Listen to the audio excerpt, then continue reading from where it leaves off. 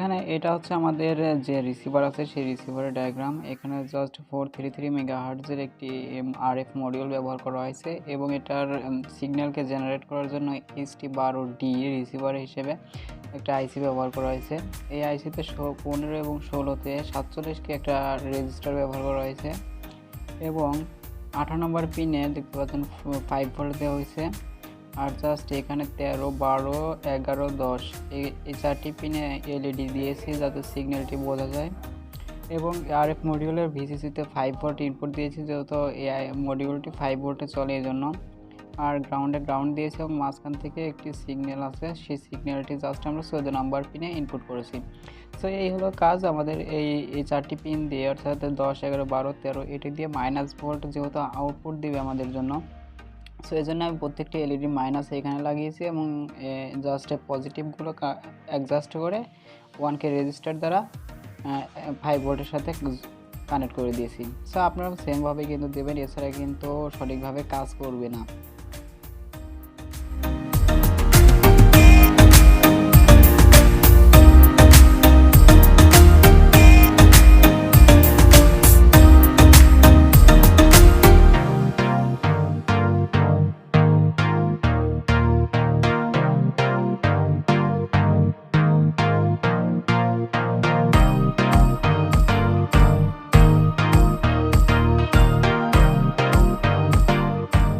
তো এটা হচ্ছে আমাদের যে ট্রান্সমিটার আছে সেই ট্রান্সমিটারটি আমরা তৈরি করব। এখানে জাস্ট RF মডিউল অর্থাৎ 433 মেগাহার্টজের যে আমাদের ট্রান্সমিটারটি ছিল সেটি ব্যবহার করেছি এবং এখানে ট্রান্সমিটারের যে সিগন্যালটি আছে সেটা জেনারেট করার জন্য ST12E ব্যবহার করেছি একটি আইসি।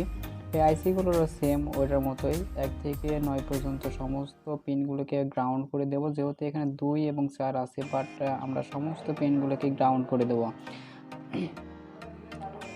অপর পাশে RF মডিউলে VCC-তে 5 ভোল্ট ইনপুট দেবো এবং গ্রাউন্ডে মাইনাস ভোল্ট ইনপুট দেবো। 5 ভোল্ট অবশ্যই ইনপুট দিতে হবে এবং যে সিগন্যালটি আছে সেই সিগন্যালটি জাস্ট আমরা 17 নম্বর পিনে দেবো। 15 এবং 16-তে 1 মেগাহার্টজের একটি রেজিস্টার ব্যবহার করব এবং এখান থেকে 10, 11, 12, 13 এখানে জাস্ট আমরা 4টি পুশ বাটন সিলেক্ট করব।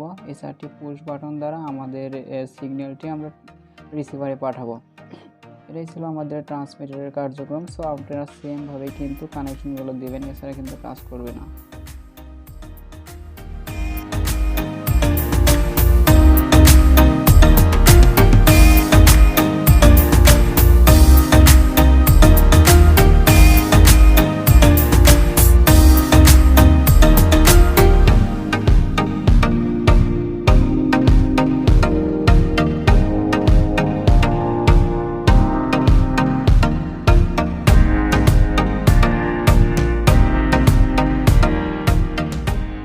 এখন সর্বশেষ আমি এই পজিশনে আসছি। এখানে ডায়াগ্রাম ছাড়া জাস্ট একটা সুইচ ব্যবহার করছি আর এই পাশ দিয়ে আমি PNP ট্রানজিস্টরগুলো ব্যবহার করে আমাদের এই আইসি থেকে যে নেগেটিভ ভোল্টটি আসতো সেটা জাস্ট PNP দিয়ে আমরা পজিটিভ কারেন্টটি আমরা এই পাশ দিয়ে বের করতেছি। জাস্ট এখানে PNP আমি ট্রানজিস্টরটি ব্যবহার করেছি ডায়াগ্রাম ব্যতীত।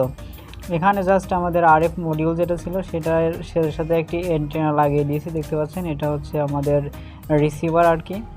আর এটার যে ট্রান্সমিটার, এটাতে জাস্ট আমি যে এখানে একটা অ্যান্টেনা লাগাইছি, এখানে অন এবং অফ করার জন্য একটা সুইচ লাগিয়ে নিয়েছি। আর এটা হচ্ছে 5 ভোল্ট, এটা পুরো সার্কিটটাতে 5 ভোল্ট রেগুলেট করে, অর্থাৎ আমরা এই পাশ দিয়ে 12 পর্যন্ত ইনপুট দিলে জাস্ট আমাদের সার্কিটটাতে 5 ভোল্ট ইনপুট দিবে আর কি। সো এই ছিল হচ্ছে আমাদের সার্কিটটি, অর্থাৎ রিসিভার এবং ট্রান্সমিটারটি। তো চলুন আমরা এটা একটু চেক করে নিই। এখন আমি এখানে একটা 7.4 ভোল্টের একটা ব্যাটারি দিয়ে এটা পাওয়ার দিয়েছি এবং এটাতে আমি দিয়েছি হচ্ছে এখানে 7.4 ভোল্টে আর কি পাওয়ার দিয়েছি আমি। সো এখন দেখুন এইটার মাঝে আর এবং এইটার মাঝে কোনো কিন্তু কানেকশন দেওয়া নেই, আপনারা দেখতে পাচ্ছেন। এই যে একদম ফ্রি দেখাই দিচ্ছে, একদম দেখুন ফ্রি। সো এখন যদি আমরা বাটনগুলো প্রেস করি তাহলে দেখুন ওখানে কিন্তু একটি LED জ্বলছে এবং এটা প্রেস করলে অন্য LED জ্বলবে, এটা প্রেস করলে অন্য LEDটা জ্বলবে। আপনারা বুঝতে পারতেছেন কিনা জানি না, প্রকার করে যদি দেখাতে চাই তাহলে দেখুন আমি এটা প্রেস করছি, দেখুন প্রথম এলইডিটি জ্বলছে, এই সুইচে প্রেস করলে দ্বিতীয় এলইডি জ্বলছে, এটাতে তৃতীয় এবং এটাতে চতুর্থ। সো তাহলে আপনারা বুঝতেই পারলেন যে খুব সুন্দরভাবে কিন্তু এই সিগন্যালটা ট্রান্সমিট হচ্ছে। সো আজকের ভিডিও এই পর্যন্তই। যদি ভিডিওটি ভালো লাগে তাহলে অবশ্যই বন্ধুদের সাথে শেয়ার করবেন, আর আমার চ্যানেলটি যদি সাবস্ক্রাইব না করে থাকেন তাহলে প্লিজ আমার চ্যানেলটি সাবস্ক্রাইব করে আমার পাশে থাকবেন। সো সবাই সুস্থ থাকবেন, ভালো থাকবেন, খোদা হাফেজ।